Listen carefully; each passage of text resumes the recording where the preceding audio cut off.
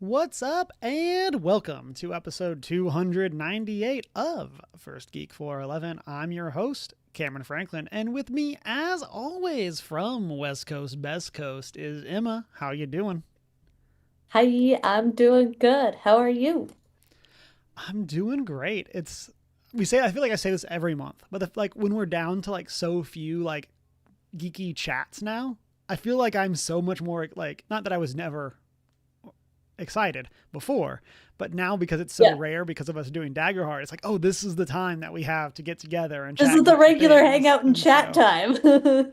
yeah, and so I just find myself looking forward to it even more, so that we can get together Yeah. and go through all of that. And so this week, we will, of course, be catching up on what we have been up to as we kick off our new year. And we're going to also then be taking our main topic as looking into the things we are excited about for 2026, be it specific releases or hobbies or events as a whole, whatever that's going to be. And so it's going to be exciting. Before we get into that, of course, you can find us around the internet as One Geek 411. You can find us in our Discord if you want to hang out and chat and provide some thoughts for the show, like people have done for our topic tonight. You can also find us live on Monday nights around 7:30 Central Time, both on Twitch and on YouTube. And then if you are watching on YouTube, that's where you can find all of the VODs. And so and of course, on the reason that we're only doing these once or twice a month is because of our ongoing Daggerheart game, which can be found over there on the channel. So we had a great session last week, and so hopefully Very we'll have a excited. great session next week. And so, Yeah. but before we We're get, looking forward to it. yeah, I'm looking it's forward been to it. great. It's been great. I have been having a ton of fun. I don't want to give anything away, but I'm Tell excited for me what I all the have prepped for secrets. y'all. Tell Yeah, me I'm everything so super I can excited. tell everyone. Yes, I am super excited for what I have prepped for y'all for next session. And so, I can't wait. We stopped in the middle of a gala. yes, It's gonna be a y'all are good about to time. hit the dance floor. And so, Yeah. I'm Dance super party. excited for the shenanigans. Also, y'all split the party, which just makes me excited because it just opens up so many more possibilities when y'all We did did it it on your own. willingly. Yeah. Imagine what happens when you give us that option. Yes. Oh, here we go. Before I give anything away, let's jump into what we have been up to past week ish, of course, as we, again, aren't doing these every week anymore. So sometimes stuff kind of um, lap, lapses is the wrong word. Sometimes things kind of just take a lot longer for us to talk chat about them, and we want to make sure that we get the Yeah. chance. And so, what Yeah. have you been up to, Emma? A couple of things. I am back to playing lots of D&D and TTRPGs after the holidays. Um, I mean, it's my entire social life here, so it's like literally 95% of the time I'm hanging out with friends. We're doing some kind of TTRPG related thing. So the cantrip game started back up last week, and I went and hung out as that table played, and then I'm playing tomorrow, and I'm very excited. We are also in this campaign going into a gala, essentially. It's not like a gala, but it's like a big party for the anniversary of the foundation of the pirate island that we're on. So it's a big deal. Um, and it's how we get our first big mission. And I'm excited. I can't wait. And there's a couple of other like one-shot things coming up. And I love my games with my friends. So that's been fun. I also recently started playing Control right before I left for Boston for Christmas, and then Ah. I've gotten back into playing it, and I am so obsessed with it. As non-spoilery as possible, I am currently not hunting down, looking for the head scientist. Okay. Um, so I found someone who was supposed to know where he was or whatever.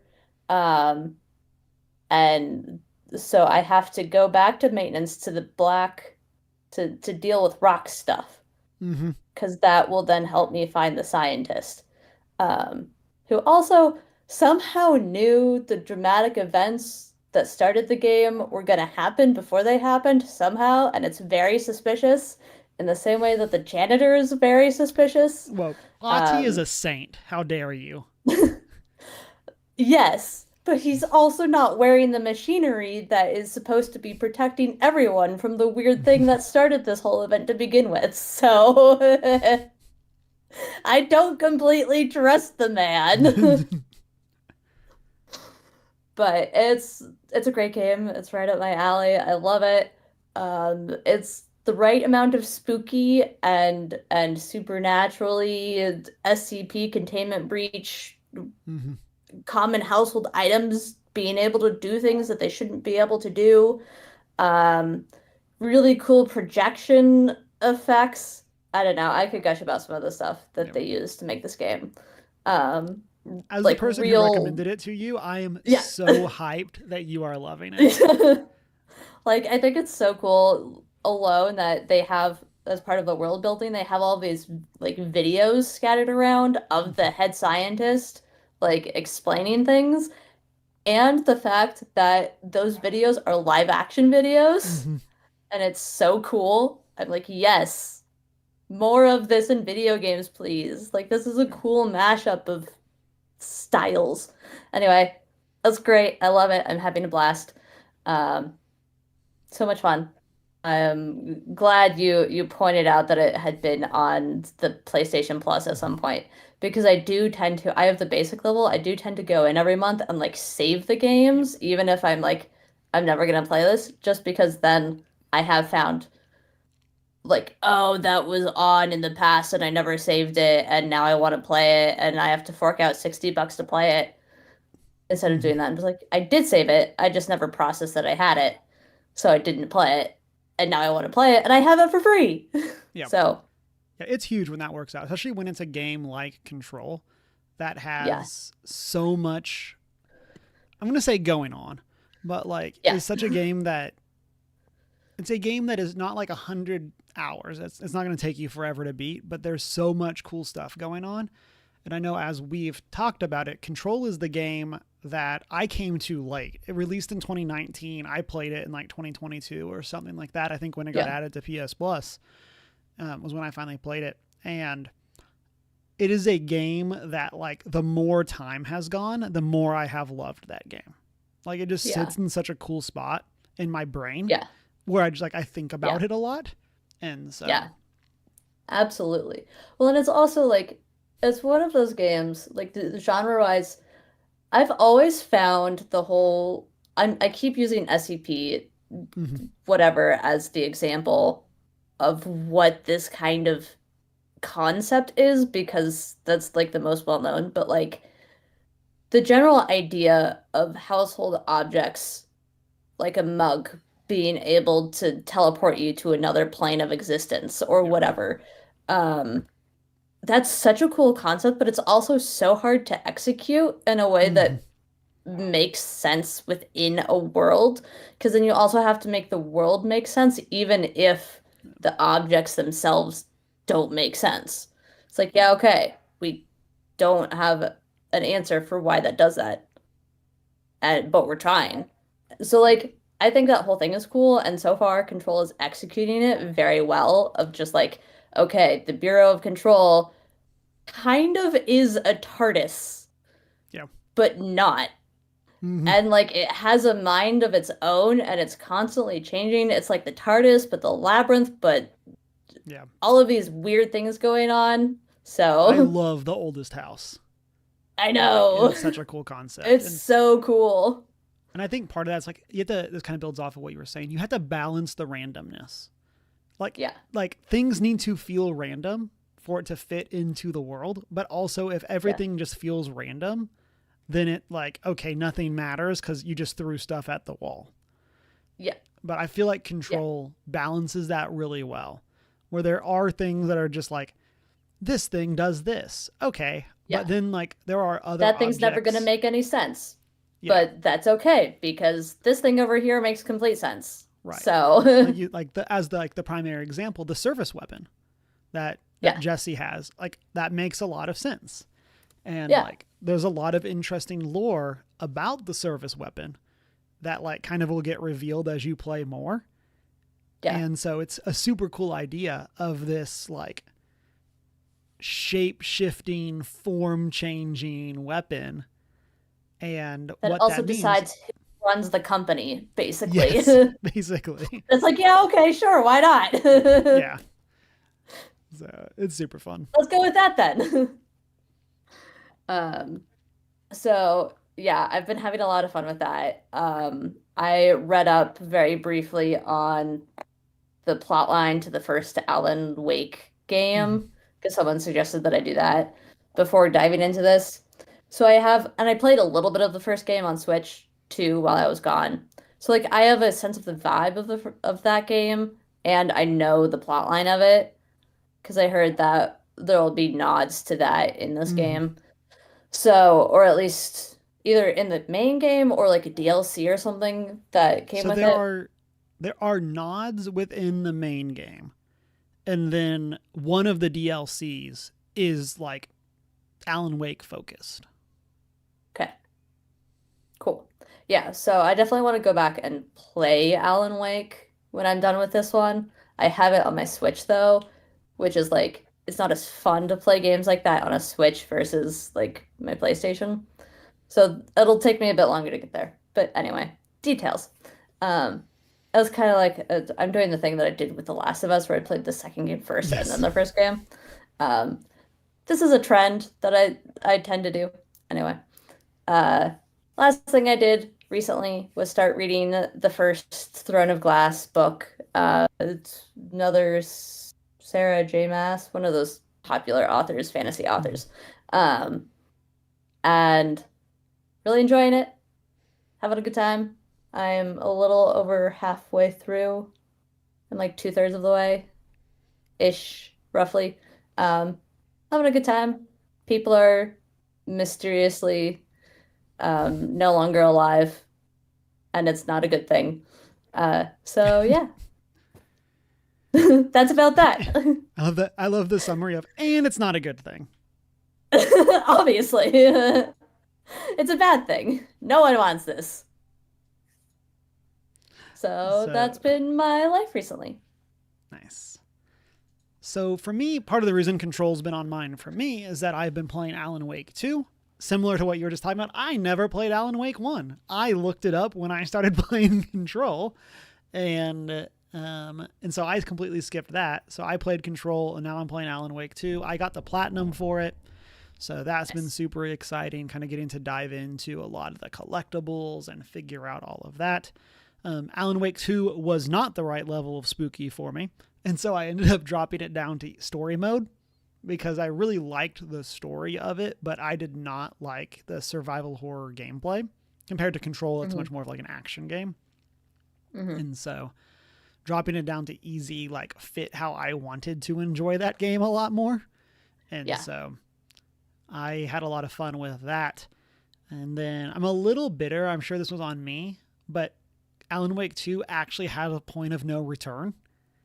And it Oof. doesn't kick you back to that point when you like go and do the final missions. Oh And so no. I had probably about a little over half of the collectibles and did the point of When you no lost return, that point. and I lost all Oh, of that. And so then I had to start a new game plus to go and get all that's of the collectibles. heartbreaking. I Yeah. hate So the that. good news was that my weapons carried over. So I Yeah. had like I wasn't just starting the game over with the pistol. I just had access to all of the weapons from the start. Yeah. So Yeah. that helped a lot, and it made it so I could zoom through a lot quicker. And Hmm. then thankfully, like the way that Alan Wake 2 works, there's two characters' stories that are side by side, Mm-hmm. and you can play them jumping back and forth. You can play all of one, then play all of the other, but all of the collectibles are only in one character's story. So I didn't even Interesting. have to play the other character. I just played the one character up to the point that I unlocked the last thing that I needed to unlock, and then I was able to go and get all of the collectibles. And so Nice. that made it super nice to at least not have to go do like 2 full playthroughs. And then the game does change some for New Game Plus, and so I need to go and look up the changes and just like watch a breakdown of those. So, but that's been super fun. And then I also downloaded from PlayStation Plus Disgaea 5, which is a tactical RPG similar to Fire Emblem. And so, Nice. but it's like goofy anime tropes, like, and stuff like that, and demons and all of like stupid sexy demons and like stuff like that. And so I've been enjoying that. I played a ton of Disgaea on PS2 and PS3 and then kind of fell out of the series. And so this is my first time jumping back in over a decade. And so it's fun getting back into it. And so that's been a lot of fun. And then you were speaking of getting back into D&D. A lot of my TTRPG stuff is also kicking back up after the holidays. And so this past weekend had our first Marvel Multiverse session in like 2 months because we didn't meet in December. And so it's been good getting everybody back together for that. We were trying to figure out basically doing like monthly sessions in person, but then having like an online session in the middle. But the problem is one of our players works nights.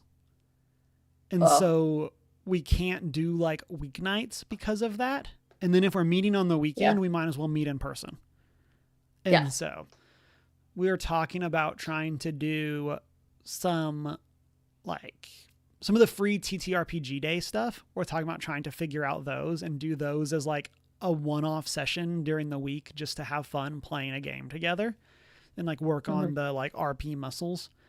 And so we're talking about trying to figure that out. And then our person that works nights might be getting a schedule change soon, which would then open us up to actually being able to do a like basically meet every other week, but just have one of those be like in the middle of the week online. So but our players just hit rank 3, so the rank that you were for our City on the Hill one shot. And so it's super fun seeing them get to that and then get to experience kind of like the buildup of the system in a way that like you got thrown in. And so like they're just kind of things that this is how the system works because you played at rank 3. But for them, and as a system as a whole, like the way that it works, kind of like Daggerheart, where in Daggerheart you have like HP and stress. In Marvel Multiverse, you have HP and focus. And rank 3 is when enemies start hitting focus. And so I had a player that I just one-shot because he did not have a lot of focus. And I and so I hit a crit for like, I don't know, say 60 focus. Or I think it's 40 something, maybe it's 40 focus and he'd already used some of his 60 or something, but regardless, I one-shot him and it was just like, yes, get him. Come on, Cameron. And then, so I had, again, y'all give me a hard time in Daggerheart and I give myself a hard time for how bad I've rolled. In this, I crit him with this ability, one-shot him and stunned him for a round. So even once he like stabilized, he was still stunned. Man. And then the other enemy, it gets worse. The other enemy in the fight had an AoE attack and they were fighting on a rooftop. So they could not, basically unless they went to the corners of the building. They had nowhere to go. They had nowhere to go because of the range. They had nowhere to go.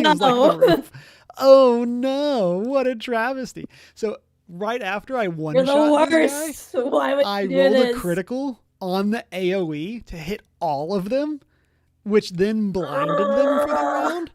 So now anything on their end that required line of sight, they had trouble on. Oh, it was so good, Emma. Come on, dude. Why would you do this? Ah, so good. So, but yeah, so that was a lot of fun. I love it. I love getting to throw in the puzzle, especially as like the next fight, they just like one shot the big bad. Like That's it fair. comes and it That's a fair goes. trade-off. Like, You know what? yeah, That's a fair like oh, you got me. trade-off. Yeah, and so we have our like superheroes rallying together moment, and then they just Yeah. wall up the bad guy, and so Yep. so that was super fun. I'm excited for more. I'm loving that system, and it's been cool like getting to see it build on itself with these players. And so, Mhm. but chat watchers, all y'all, let us know what you have been up to. You can do that, of course, in the live chats right now or over in the Discord at a later time. But let's jump into our topic of the week. And so we are going to be talking about the things that we are looking forward to in 2026. We referenced this last month in our 2025 top 5. And so this is something that like sometimes we've done like as part of that show. Sometimes it's been its own show. This year we chose to break it out. Varoth in chat says, don't say reading V.E. Schwab. Don't say reading V.E. Schwab. And so don't get me started. Let me scroll down and check what's under Cameron's bullet point Yeah. list of things. And so, Oh, yes. Shout out to V.E. Schwab. yes. So don't sidetrack me. I will sidetrack myself later. I'm so, gonna. So I'm excited for us to talk about this. We're going to treat this kind of like we treated the top 5, where we are going to trade back and forth the things that we're looking forward to.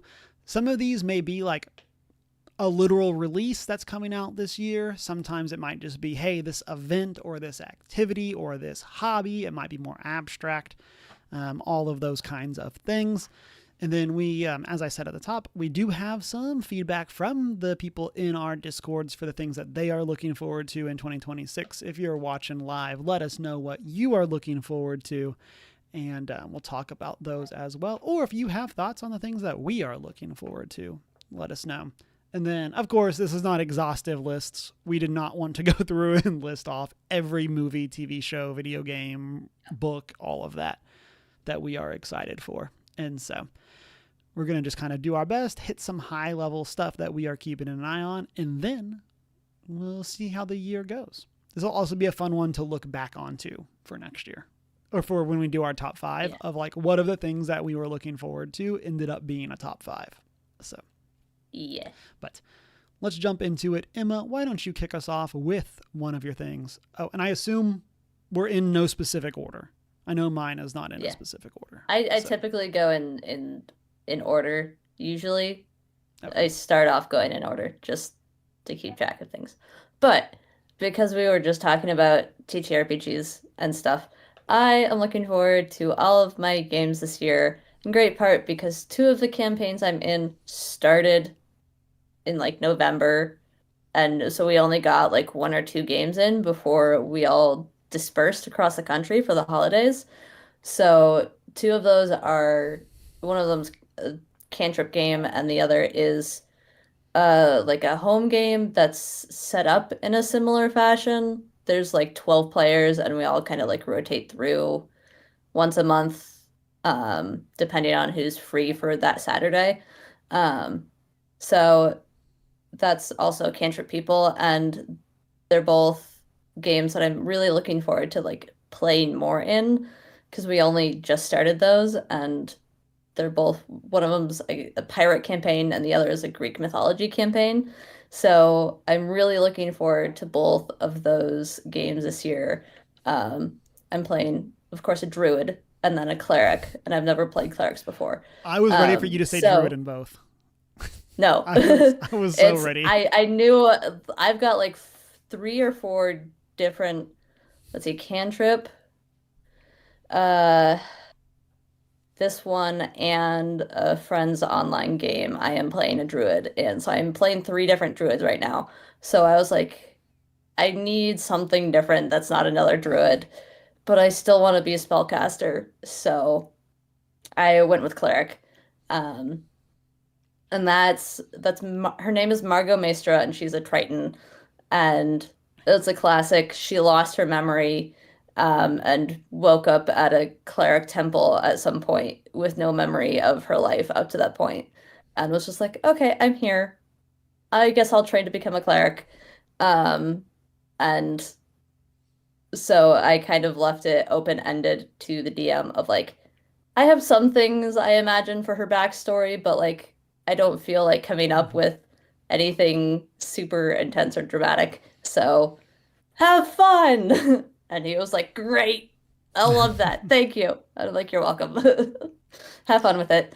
Um, so yeah, both of those games and a couple of others that I'm excited for because the one that my best friend is running online is a Hollow Knight one. That's one of the ones that I'm playing a druid in. And that is the friend group that is entirely science nerds versus the like Comic-Con nerds. So I am getting a lot of science stuff in that campaign, and it makes me so happy. So I'm just looking forward to all of my D&D TTRPG stuff this year, because there's so many things that I have my fingers in that I'm Mhm. playing. So, yeah. Love that. So for me, keeping it in the world of TTRPGs, so again, gestures broadly at the games that are going on. Like, so we have, of course, our Daggerheart game, as I referenced. I have our my Marvel Multiverse game, and then in some talks for some other ones, my Candela game might be trying to do like a final session because we like got to the end of that and then had to stop, and so yeah, so looking forward to all of that and hopefully getting some progress in those campaigns this year, trying to be a bit more intentional about actually playing TTRPGs. And then I am also already doing some work on a potential next game for us after we wrap Daggerheart Yeah. and what that could Yeah. look like. And so I'm looking forward to whether that pans out to be what I'm hoping it does or not. I'm excited for whatever we do TTRPG wise after that.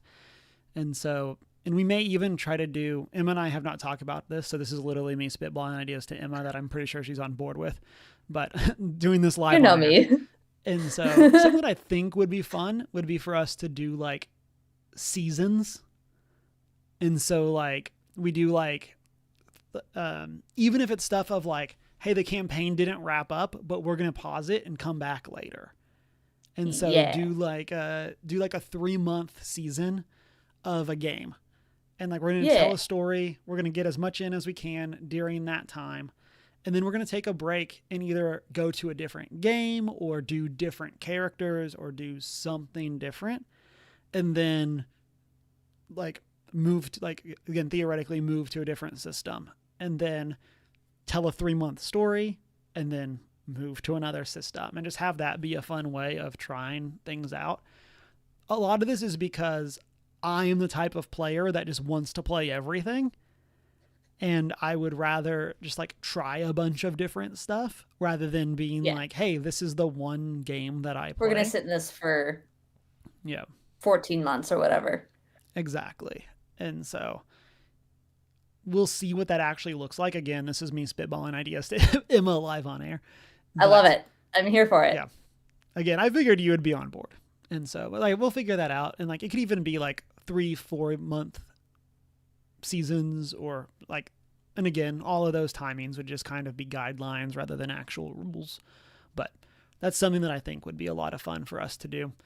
And then in terms of TTRPG releases, that hypothetically might show up under this season system, this year we should be getting the release of Gloomhaven, the role playing game, which is the role playing game based on the board game that is based on the role playing games. And so it's a really fun, like, full circle moment for Gloomhaven. That, like, for people that Amazing. don't know, is a massive board game, massive literally. And the idea is basically that it is GM-less TTRPG, where the game has rules for how enemies move and scenarios, and you're like making decisions as you play.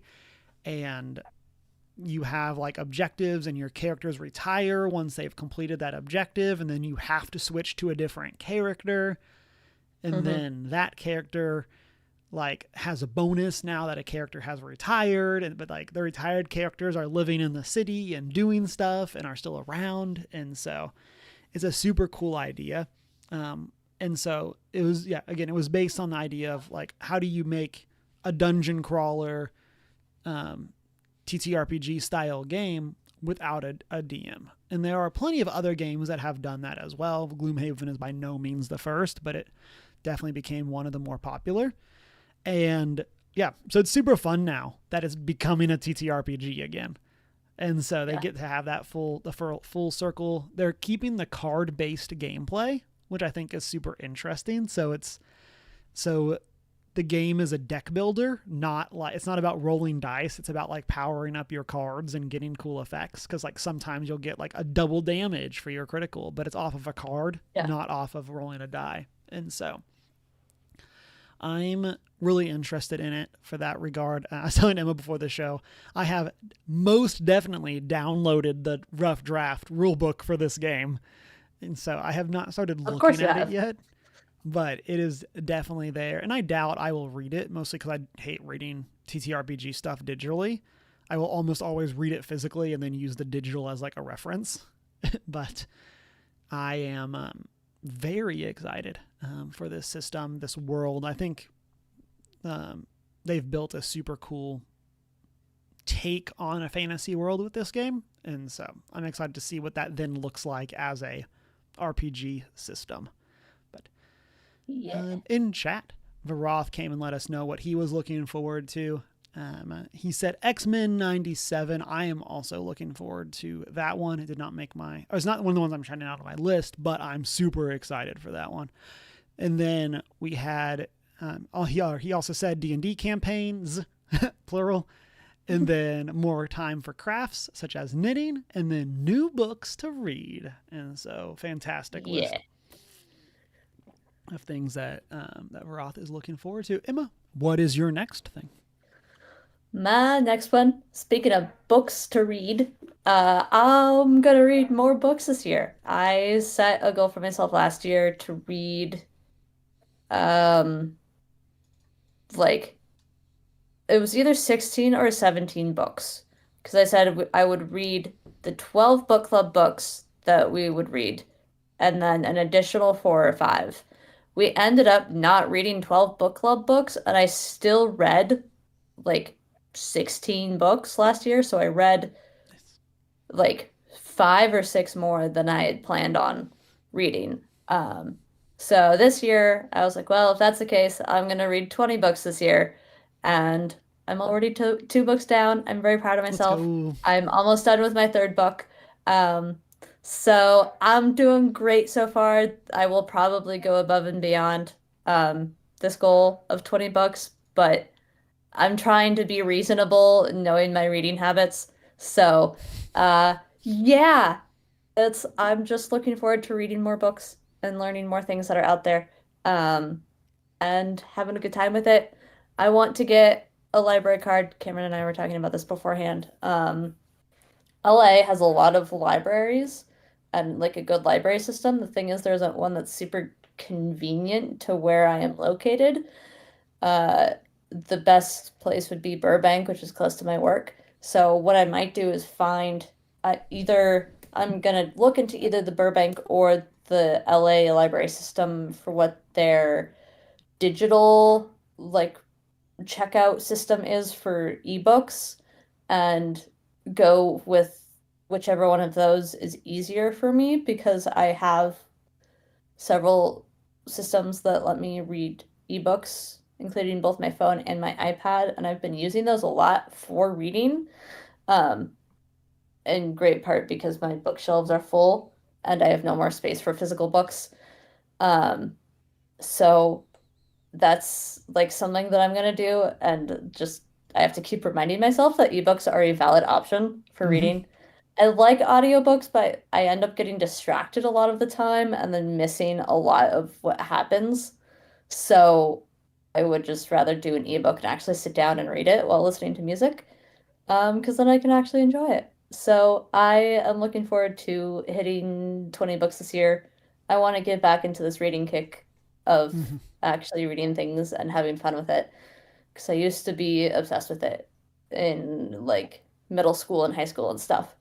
Um, One of my rules in high school was that I was never allowed to leave the house without a book in case I got bored. And I want to get back to that point. So, yeah, it's something I'm looking forward to this year is reading more books. I will again kind of just build off that. So I crushed my goal, my reading goal for this year, Of um, course. partially thanks to comic books, but like reading a bunch of like collections and graphic novels and stuff like that. Hmm. And that was a huge thing for me. And so my goal, again, gestures broadly at reading more, is I am reading through the Krakoan X-Men stories. And so I want to continue my read through of those.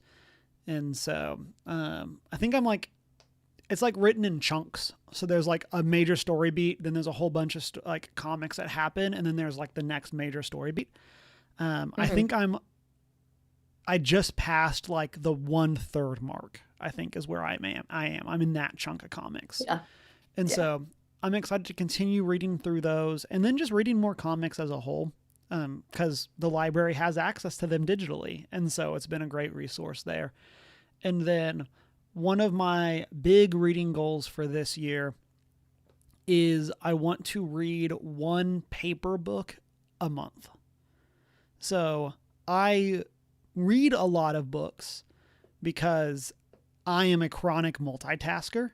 Like I am the person that Hmm. can like be playing a game, watching YouTube and talking to somebody and I can get all three. Yep. Like and so because of that, it's very easy for me to knock out audiobooks. And so but I'm it's very hard for me to intentionally want to sit down and read a paper book. And so because of that, I have set this goal for this year of actually going through and reading a paper book a month, preferably like an actual novel too. So like right now, Yeah. um, I'm reading a TTRPG book and I am reading that physically, but I want to Hmm. read like an actual novel or even just like memoir or something, but an actual physical book once a month. And so I'm not sure what my like numbers of those were for last year, but Hmm. um but yeah, like in addition to like any graphic novels, in addition to any like audiobooks and like I don't really do ebooks, but but yeah, I want to read at least like one physical book a month. And so for a while those were my book club books. Was like Yeah. those were the books that I was reading physically as I would like Yep. buy the book when we announced it and then I would read it for the next book club. But Yep. um, in the past couple of years, I've really moved to audiobooks for those, and so Hmm. that made it more of a I'll say challenge to get in my physical book reading. But right now, I have like 8 to 10 physical books that I have not read that I just need to sit Yeah. down and read, and so. Yep. Um, so yeah, so that's going to be one of my big goals, reading wise for 2026, and then welcome to Cameron Talks Books. He can't not talk about V.E. Schwab.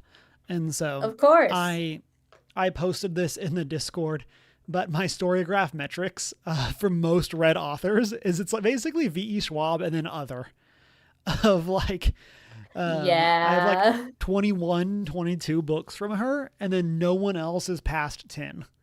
And so Yeah. again, That sounds about this is right. yeah, this is mandatory V.E. Mine Schwab last year was time. Rebecca Yaros, so Yeah. And so this year, we should be getting 2 new books from B. Schwab. So the first is Victorious, which is the third book of the Villains series, and it's going to be the conclusion of that story. And so I believe she said that this book is like done and is in like final edits and stuff like that. And so we should mm-hmm. be starting to get some like serious information about what's going on with this one soon. And so I'm excited to read to this or return to this world. this has a soft place in my heart because we read this for book club, and it is like what introduced me to Schwab. And so I'm excited for it to like get to return to this series and jump into it. And then the other book that she's working on for this year is The Ending Writes Itself, a novel. This one's being written under the pen name of Evelyn Clark because it is being written by V.E. Schwab and Kat Clark together. And so I'm very excited for that as well. This one is after the death of mystery author Arthur Fletch. 6 unknown writers are recruited to finish the author's final novel, but the group quickly becomes entangled in a twisted game in a clever locked door mystery. And so, yeah, and then I don't remember if this might have been talked about on the podcast before, like years ago, but one of the things I think is super interesting is that novels are one of the few pieces of creative work that is still attributed to one person. Like like from a storytelling perspective. Like and so like TV shows almost always have multiple writers. Same with movies, same with games. Like most story-based art forms have multiple authors. And so and so books are one of the exceptions where, like, of course, multiple people work on books. You have your editors, you have like all of that kind of stuff, but it's still mostly the cover attributed artists, to the people who get it out there. Yeah. But there's only one person writing it. Yeah. And so one of the things that makes me very interested in this book, you know, of course, other than Schwab, is the fact that this is a book written by 2 people. And so a lot of, that's not uncommon for like self-help style books to be written by multiple people. But it's so rare in novels. And so I'm very excited for what this is going to look like. What are the twists going to be on the normal formulas? I'm not familiar with Kat Clark. And so I'm excited to go and check out some of their works and see like what else they've written. And so I also, as part of this, I want to shout out the one review on Barnes & Noble for The Ending Writes Itself, a book that, as a reminder, is not out yet. This person left a review 3 months ago saying it didn't land. This one had a slow start for me. It did pick up as the story went on. It's well written, especially how it introduces and develops each of the characters. You really get to know them as the plot unfolds. There's a lot of buzz online about who the real author might be, which has definitely added to the hype of this book. That said, it felt a bit flat overall. The ending didn't quite feel realistic enough for me. It was an interesting concept and solid writing, but ultimately it didn't fully land. So we have someone 3 months ago reviewing a book that isn't out, presumably with an advanced reader's copy, but they don't know who the actual author is of that book. Yeah. Call me suspicious. Questions. Yeah. Yes. Like, because I don't know how advanced reader copies specifically work, but it seems bananas to me that you would be an advanced reader and would not have the DL on the book. Yeah. And so, again, could be wrong. Yeah. What do I know? Maybe this is a real review, but it is bananas to me that that these are the things that they're saying and they don't know who the author is. And so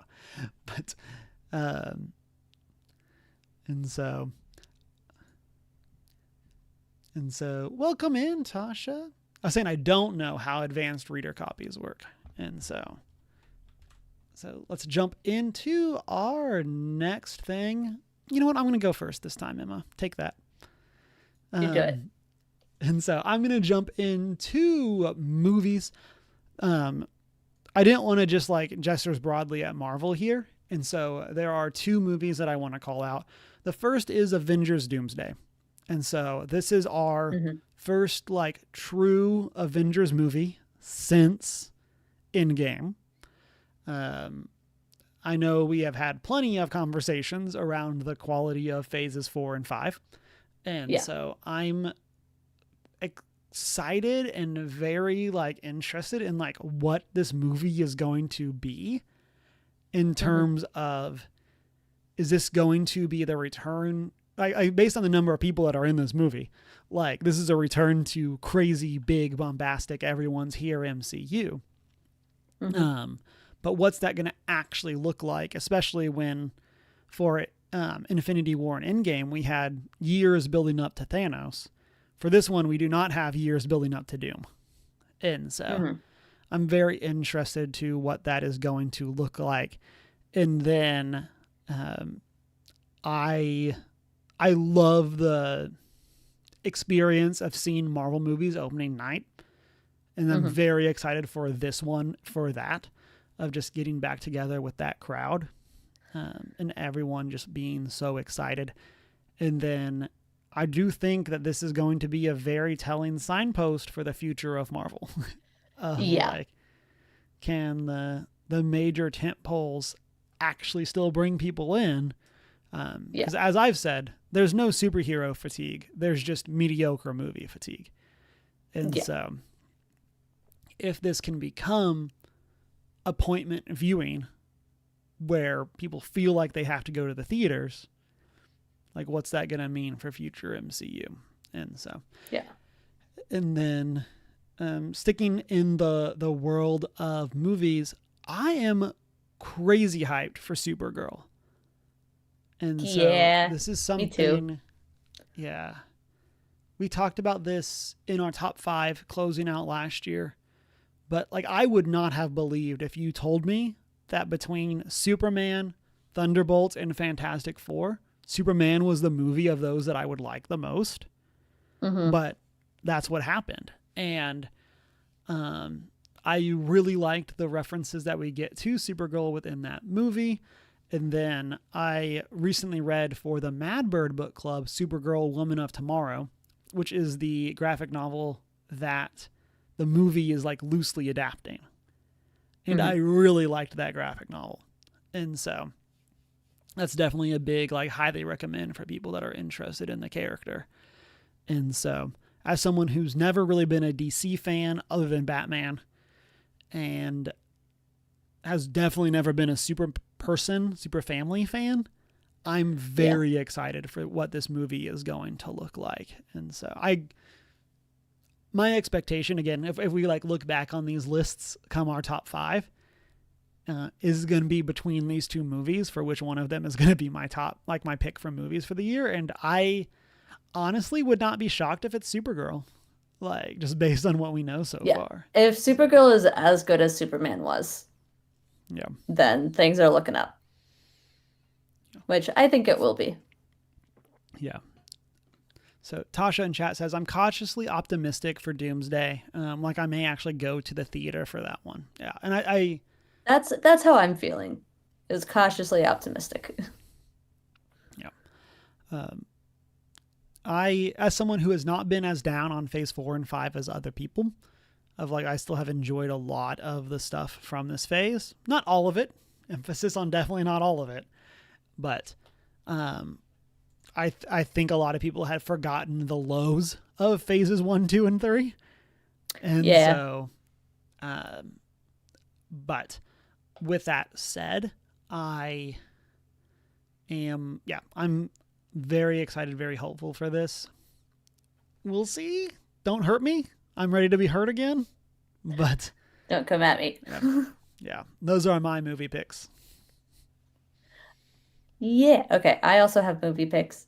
Um, Talked about Avengers Doomsday a little bit, like definitely curious on that one. But speaking of the Avengers, the one that will never fail me is Spider-Man. I'm looking forward to Spider-Man Brand New Day. Mm-hmm. Um, that I know I will definitely insist on going to see in theaters because it's Spider-Man. You can't go wrong Mm-hmm. with Spider-Man. Looking forward to that. And then Hunger Games, Sunrise on the Reaping. It's the Hunger Games. It's Mm-hmm. my teenage self was obsessed with it. Read the book. Great. Just some of the marketing that has been happening down low key for like casting and stuff, some of their cast decisions are fabulous. So Yeah. I'm really looking forward to Hunger Games, new movie, because they had the movie deal before the book even came out, which Yep. good I think they on were you. announced at the Like same time. Like they they announced were that, hey, we're announced at the making same this as a time. book and a movie. So, That Suzanne Collins knows how to get this job done. She yeah. has a system in place. They know that she's reliable Hmm. in coming out with the material that's going to do well, and she only does it when she has something to say. So, she has something to say, and it's going to be said. Yeah. And I'm looking forward to it. Um, cannot wait. Definitely a sucker for anything Hunger Games related. Um, Yeah. and then I've been getting ads for this one movie that it's gonna get an honorable mention because it's either gonna be really funny or completely terrible. But The Sheep Detectives, I don't know if you've seen stuff I've about no. this. I've not seen anything So on this. um it's Let me Google. who's who is it? Oh, It's Hugh Hugh Jackman. Jackman. So it's essentially the plot based on the trailer is he he has sheep, he owns sheep, and he loves his sheep, and he takes really good care of them, and they in turn love him back. And then suddenly, one day, mysteriously, he dies. And so the sheep go on this whole like detective thing to try and figure out how or why he died. It's like a almost like Knives Out, Hmm. but if Benet Blanc were a sheep. So again, it could either be really good or really bad.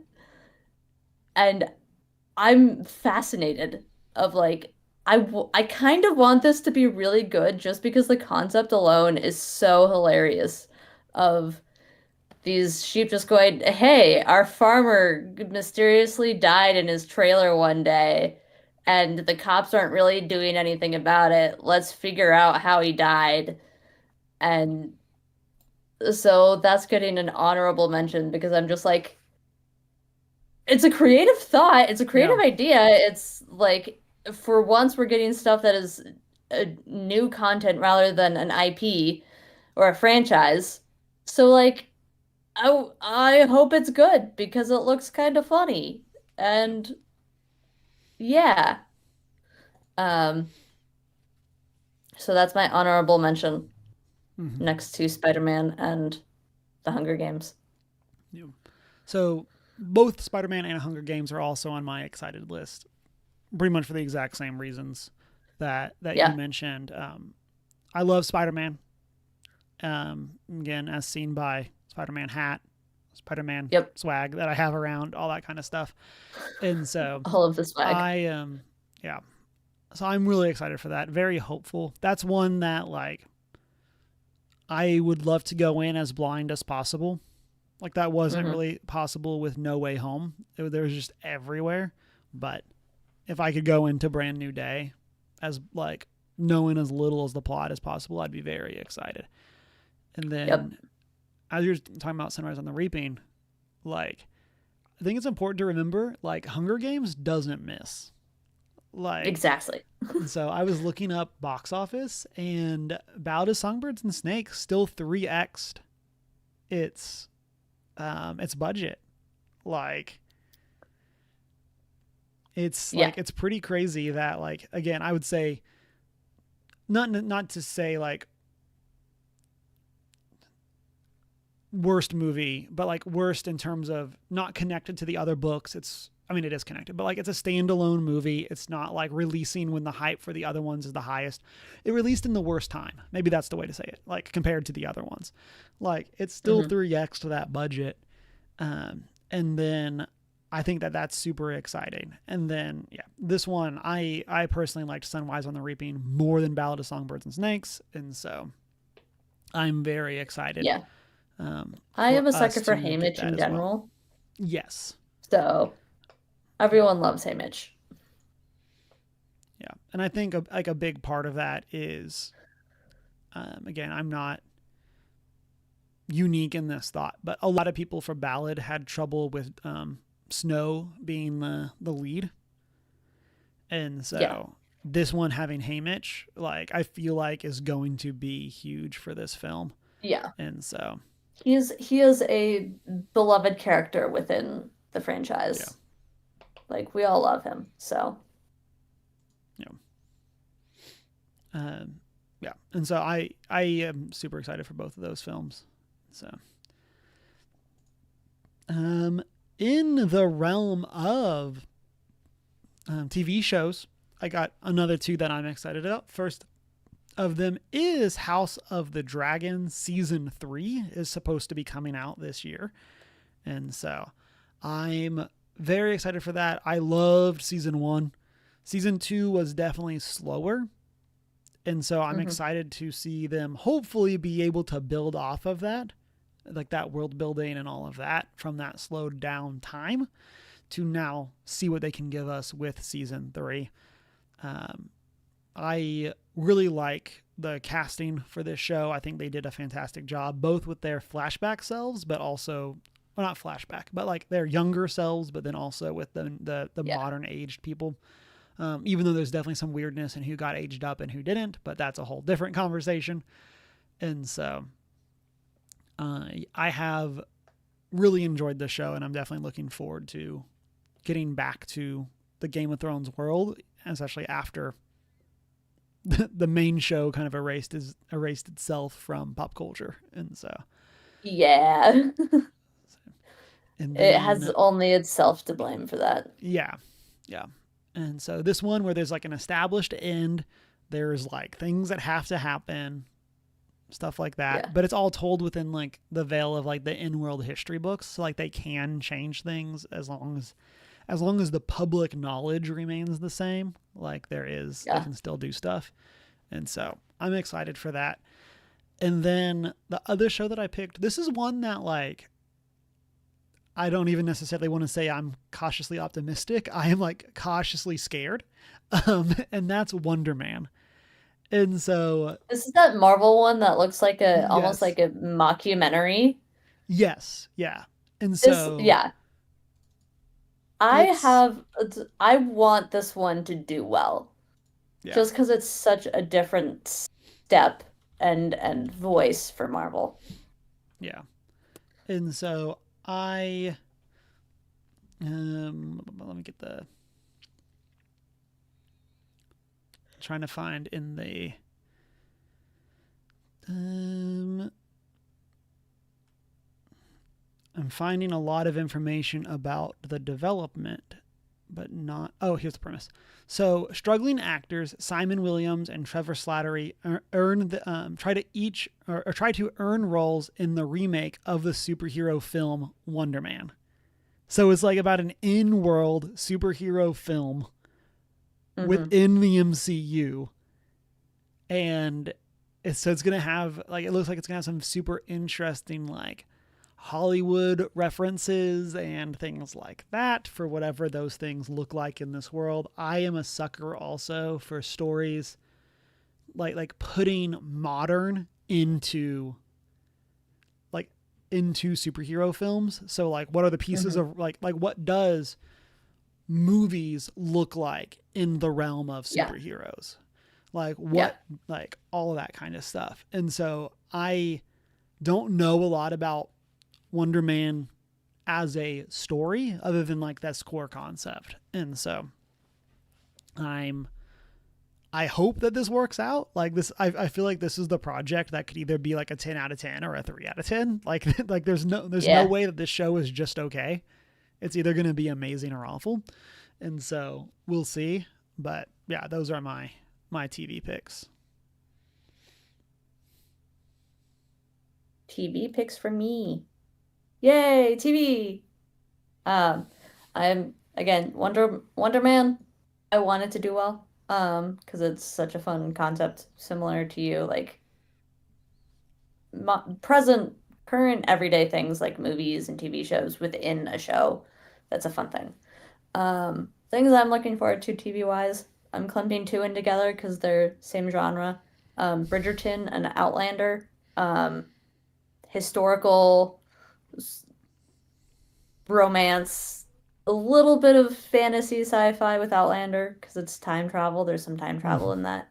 Um, Outlander, I need to catch up on some stuff, but both of those I'm looking forward to. I do love a good historical show, even when it's like they clearly take a lot of liberties. Mm-hmm. Um, because sometimes you just gotta play pretend. So I'm looking forward to both of those. And then this year, the last season of The Boys is coming out, um, which is dark and gritty and 18 plus, whatever. Um, Looking forward to that because it's a great cast and everything, but specifically because there's a Supernatural reunion. They've got Jared and Jensen and Misha, and I'm forgetting his name, but he's the guy who plays Jack as an extra slash super side character, um, more in the Gen V show. But they've got multiple people from Supernatural, in great part because the showrunner is Eric Kripke, who made Supernatural. So it's a big or Supernatural reunion, and I'm excited for that because Supernatural is a big part of my life, um, in part because of work and in part because I am a nerd.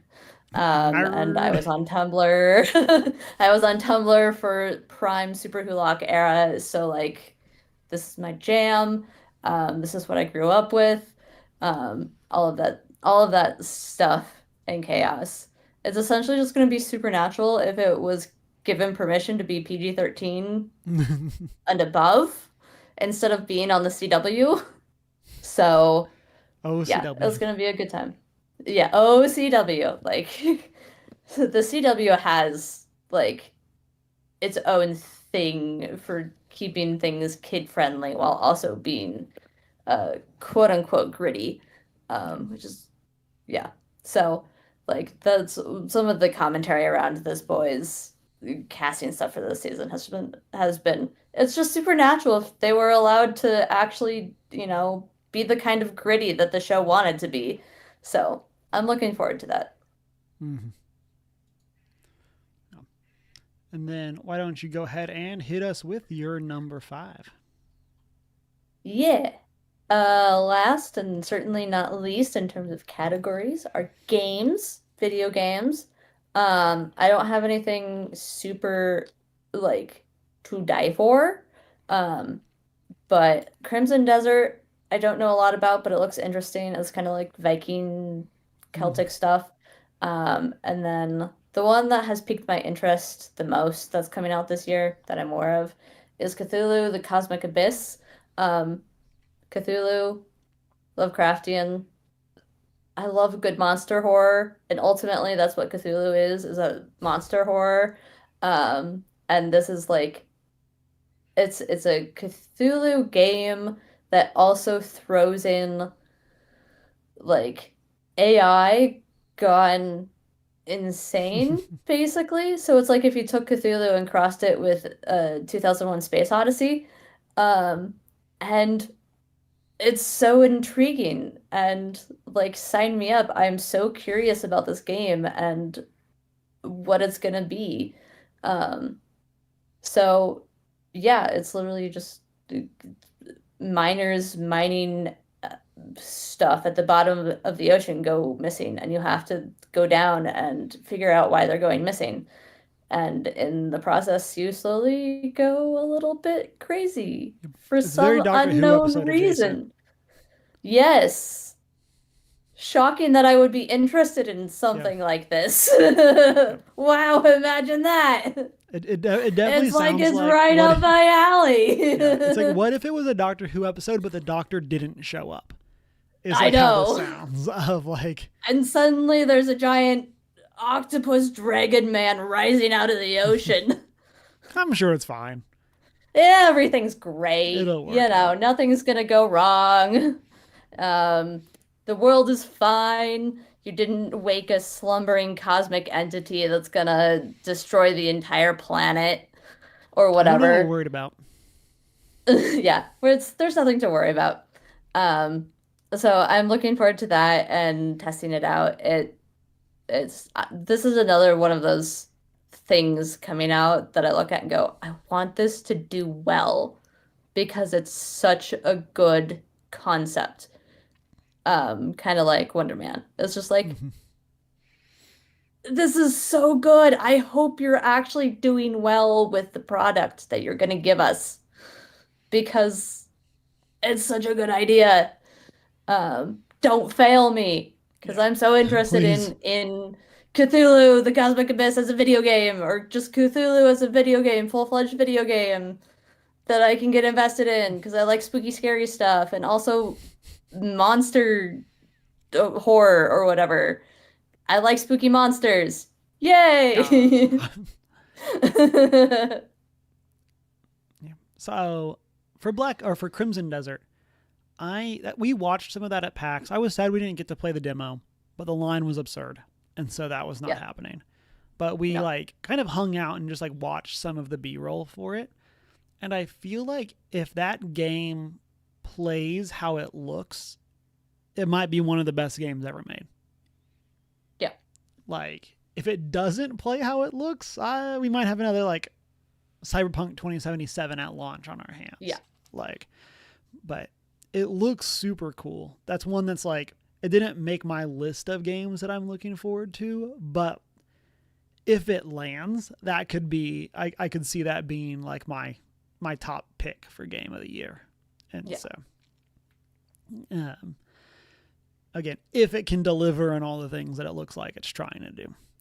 So for me, for video games, there's two major ones that are the I cannot contain my excitement. These will probably be my pretty much no matter what day one buys. And Hmm. so we'll see what that looks like for other games. But so the first one is Marvel's Wolverine. And so this is from the Insomniac team that did Spider Man. And so I'm very excited to A, see them take on a new character. But with the amount of love and care that they put into the Spider Man games, I am so excited to see them take on such a radically different character where Hmm. like this isn't like a Daredevil game where he can still swing around. Like Yeah. this is a completely different going to be a completely different movement system, like completely different gameplay for how Wolverine fights compared to how Spider-Man fights. Like I'm so hopeful for this game. And Insomniac has definitely proven that they know what they're doing. And so I'm very excited to see what this looks like. And then we know in the like that this is in the same world as the Spider-Man games. And so Hmm. I'm excited to see this flush out a lot more of those characters because we don't really know a lot about the Avengers, about the X-Men, about any Hmm. of those people from this or those teams from the Spider-Man games other than that they exist. And so I'm very excited to kind of go and see what those or how they translate that into this game. And so and then the other one that I am looking forward to is building off of what we have been up to from the very beginning of the show. Control Resonant. This is going to be Control 2. It's going to follow a different lead character, although I have my theories about that I will hold because Emma is playing the game. And so, Does that but it have to do will with follow, siblings? yes. Okay. And so, I might have similar um, theories to you then, yeah. based on the And information I so, currently have. yeah. We'll talk about it once you like get through Control. But um, Yeah. I am excited for us to return to this. I'm excited for us to see again. I mean, this is kind of the same thing I just said for Marvel's Wolverine. I'm excited for us to see the world of Control from a different character's perspective as well. And so, like, this isn't playing Yeah. as Jesse again. This is playing as somebody else. And so, getting to see how do they interact with the board or whatever. Like, how does that Hmm. work in this world? Um, in terms of their weapon, which I assume is going to be an oop.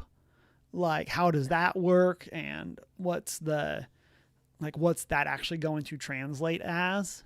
If it's yeah, how's that gonna like translate? And then this also looks, whereas like Control is a third person shooter where you have a gun, but also it's all about superpowers. This one seems like it's going to be a much more like melee focused game, which is very different from the rest of Remedy's games. Like Alan Wake is not an action game. Like, and then there are other games that are more actiony are not melee focused games, at least from the games of theirs that I'm familiar with. And so I'm very interested to see what that's going to look like for this and how they're going to translate the world into that style of gameplay. I think it would be super fun if this was like Souls-like in the same sense as like Jedi Fallen Order is Souls-like. Yeah. Of like not a Souls game, but kind of has some of those tropes, I guess is the way to say that. Every time you save at a save point, enemies come back or whatever. Yeah. And that feels like a natural fit for this world. Yeah. And so I'm curious if we'll see something like that. And then this is also one that like we got the announcement for, and then they were like it's coming out next year. And so like huge if true. Pretty quick turnaround, all things considered. Rather than like a 3 years down the road projection. Yeah. And so I could definitely see Control slipping. But I'm very hopeful for that dropping this year and then seeing what that does. Hopefully that's a game that we'd be able to do a spoiler cast for. And so. Yeah. But, well, I'm making pretty good progress in this first Control game. All things considered. So I definitely should have it done by the time the second one comes out. And since you're enjoying yourself, I'm going to assume you're going to enjoy the rest of Control also, but like assuming it sticks the landing for you. Like I'm very intrigued. Yeah. And so I don't. What do you mean this mysterious black pyramid in a white void is injecting its thoughts into my brain? Like what could go wrong? Everything is great. Yeah. I'm sure it's fine. So, and then for my last one, I kind of wanted to just do a general shout out to other hobbies of mine. As everybody knows, I hobby too many hobbies. And so there's some stuff that like I'm not necessarily like excited about in terms of this specific thing is happening, but I'm excited about it more generally. And so as a hobby, as a thing you do on the side. Yeah, of just like, hey, I'm excited to see what happens as I do this hobby this year. And so the first one is dice making. It's actually happening. I have gotten my vacuum chamber. I've gotten my vacuum pump. Like we are ready to rock and roll with actually starting to make dice a whole lot more often. And so the only thing currently that I'm missing is more dice molds. And so, because that would make it so I could actually make multiple dice at a time. And so that might be on the docket to order soon so that I can knock out those. Because Emma and I were talking about like speed of which I could make dice before we started. And so if I was to get more molds, that just opens up so much stuff. Or if I was to start trying to make molds, then I could do a lot more also. And so we'll see what that looks like. But regardless, this is going to be the year that I start making dice. And there's a good chance for friends that they start getting hopefully not too janky dice sets as gifts from me. I'm gonna love whatever set I get from you regardless. So I'm very excited for that. And so I know this is something that like has been like 2.5 years in the making basically. Whereas like I feel like going into our 2025, like what we're looking forward to for 2025. Oh no, it might have even been 2024.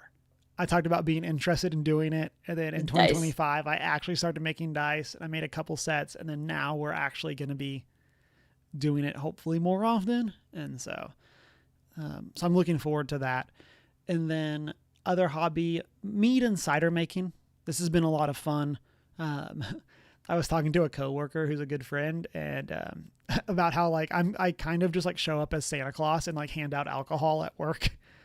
of just Yeah. like, and You're so, the cool but that's been, coworker. yeah.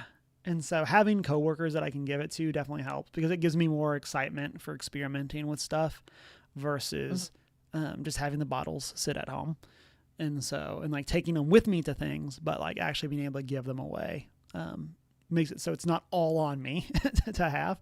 And Yeah. so, and then through that, I also recently got a 5 and 6 gallon carboys so I can start Nice. making like I can start doing the actual brewing in bulk and then split it Hmm. into smaller things for flavoring. So that's Hmm. really Hmm. exciting. And I'm looking forward to just like what that opens up in terms of possibilities instead of Hmm. having to do 1 gallon batches at a time. And so I'm excited for that. And then also more and more Lorcana. Um, I have like hit my 1 year playing Lorcana. And Woo. so it's been a great hobby over this past year. And so I am definitely excited to play more and get to know more people. I've really liked the DFW Lorcana community. And so it's been great getting to know everyone and experience the hobby. And so I'm excited for more of that. Again, like I feel like Lorcana is a lot different than Magic, where like especially of recent, we can talk about pros and cons of this another time, but of recent, Magic has been so IP driven, where Yeah. like Lorcana just always being Disney, like, oh yeah, I'm really excited for what they're going to add in. Like they're adding in the ghosts of Christmas into the game. Hmm. So like that's Yeah. really fun. But Yeah. like I feel like I'm less excited about like specific sets as I am just excited for experiencing the hobby. And so those are my things. Do you have any other call outs before we jump into some of our Discord comments? Lots of crocheting this year. Crocheting things with lots of yarn. Um, Working on this journal for one of my D&D characters who's a marine biologist. So like really what that just translates to is me sitting on the internet looking up cool information about the ocean. Um, because that's a fun hobby that I like to do in my free time, and I like to have a physical product that is the result of all of that time sitting on the internet Mm-hmm. looking up cool things about the ocean. And that's what this is. I am just using the guise of my D&D character as an excuse to learn things about the ocean because Oh I'm a no, this nerd. thing I wanted to do anyway. Oh no, this thing I would have done regardless, but now I have a reason to show it off to friends. Which is specifically my D&D character. I just recently finished this blue spotted ray. Um, Nice.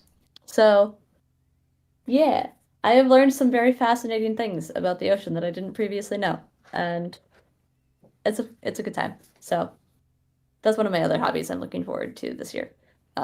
I am trying very hard to not let this be one of those projects that I abandon halfway through because it's just such a cool thing to like if this does get finished and when it does get finished, like it's just a cool thing to have as a little trophy from this campaign. Mm-hmm. So yeah, that's it. I love it. For our Discord shout outs, we got looks like four. First, we got from Chunk the Hut GTA 6. Probably if it releases this year, potentially one of the biggest game releases of all time, if not the biggest game Hmm. release of all time. And so we'll see. We'll see if that actually happens in terms of it actually coming out, or if it gets delayed Yeah. again. And If so, it does happen, it'll be sad that we can no longer use the phrase, I can't believe we got blank before GTA 6. yeah, It'll just make that a moot point. Or yeah, people could just say, I can't believe we got blank before GTA 7. yeah. Yeah, it's But crazy that between that and Silk Song coming out, like two of the like longest waiting, like when is the next game in the series coming out, have like happened. Like that really leaves the albeit very classic one of Half-Life 3 as like the only or like the biggest remaining when is it coming game. And Yep. so we'll see. I am excited for the people that are excited for GTA 6. Like Yeah. uh, we were talking about this in the Discord. Like, this is not a specific game that's for me. I've tried some of the various games, but it is just like not really the style of game that I got super into, which is weird because I love like modern open worlds, but I just never really clicked with GTA. And then Mayfly said Ari Requiem, which I think is Resident Evil 9, I think is the number that we're on there. And so this is another one for me that I'm excited for the people that are excited for it. These are way too scary for me, and I would nope out of these games so fast, but I am happy people are happy for these. Have you played any of the Resident Evil games as a scary enjoyer? Uh, I've watched people play the Resident Evil games. That's one of those franchises at this point where I'm like, I feel like I'm so late to the game with how many there are that it doesn't feel like it feels a bit overwhelming to try and play Mm-hmm. it because there's just so many that I feel like I would be missing out if I picked the most recent one rather than playing through all of them up to the most recent one, Mm-hmm. even if I read up on it. So it's like I've more so just watched other people play it on the internet because then I can be like, oh yeah, I can still enjoy it because I do like that kind of content and that genre of stuff.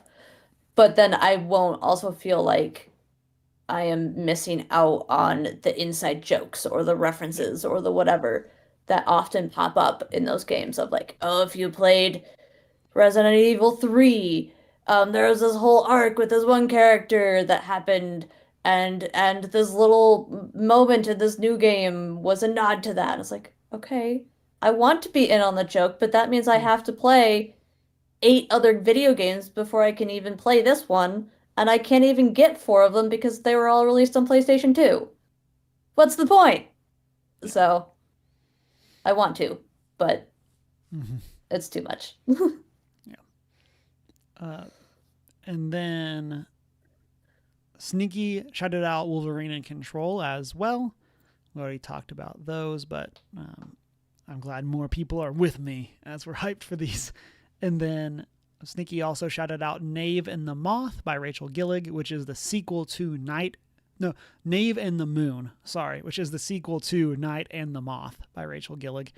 And so this is one that like surprised me was coming out so fast because Night and the Moth just released in 2025. And so that we have this coming out so quickly is super cool.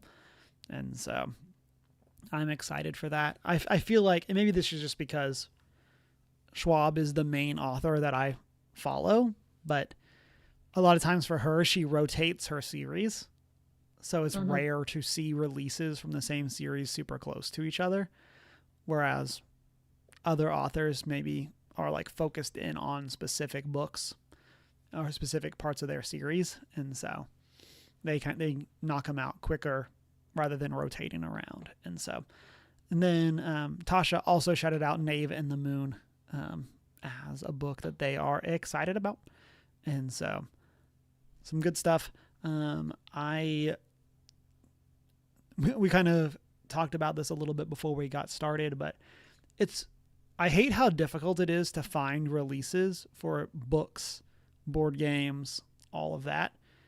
And so I wish it was easier to have those lists. I understand why we don't have them, but it definitely made it a challenge as I was looking for, what books am I excited for? And it was like a 300-page list on barnesandnoble.com. And I'm like, well, that's not scalable. And so, No. and then like, I'm sure there's plenty of like book talk style blogs and stuff like that. But because I'm just like not plugged into that side of the internet, like the book talk content I consume is like videos on YouTube, which was not conducive to going and finding a list of what I should be looking for with like actual release dates in 2026. And so, but yeah, those are what we are excited about for 2026. Let us know what you are looking forward to. as we go and head into our post-show chat. And I do want to say next week, as a bit of housekeeping, we will be back with Daggerheart, continuing our time at the gala as we continue to meet new people, have some fun, maybe go into combat, who knows? Perhaps some And then the shenanigans. choices we make. Yeah, maybe some shenanigans will ensue, who knows? And so, and then, so very excited to have everybody back for that. And then, remember you can find us around the internet as OneGeek411. Join that Discord server. Let us know what you've been up to. You can shoot us an email at 1stgeek411@gmail.com. You can find us on Twitch and YouTube, and on YouTube is where you can find all of our VODs, including that Daggerheart campaign. And then you can also find us around the internet on our personal social media, minus Humar Whittle. Mine is I am not prepared with an I in the prepared. And it's been a great week. Go for a walk. Play a game.